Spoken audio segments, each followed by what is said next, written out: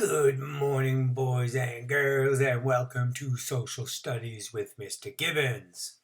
Well, we left off. Zachary Taylor, 1 year into office, died, and his vice president, Millard Fillmore, becomes president. He was never elected. Nobody ever voted for him as president. That's a picture of him behind me. And that's the best one I could find. Every picture of him out there, because photography was very rare and expensive back then. Every picture I found of him, he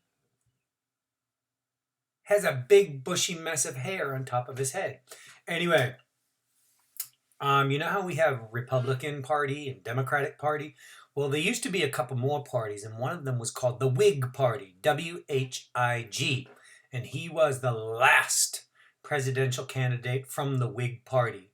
After he became president, the Whig Party fell apart. Part of Mr. Fillmore's legacy is a law that he signed into place in 1850. And in order to keep the southern slave states happy, he signed a law called the Fugitive Slave Act.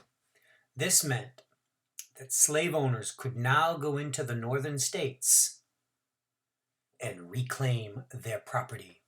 They could go into places like Philadelphia and Boston and New York City and send bounty hunters up to recapture their slaves. So now, after the Fugitive Slave Act, if slaves ran away, they could no longer run to places like Cincinnati and Philadelphia and Boston and New York. They had to go all the way to Canada. So Mr. Fillmore angered quite a few people in the North. And he made quite a few people in the South happy. But again, just like the 3 or 4 presidents before him, he refused to deal with the issue of slavery head on. And just like the others, he kicked the ball down the road.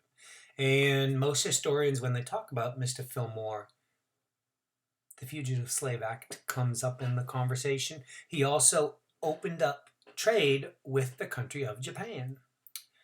He was the first president to do so. And Mr. Fillmore was desperate to keep the United States together, and he tried to keep both sides happy, but he couldn't.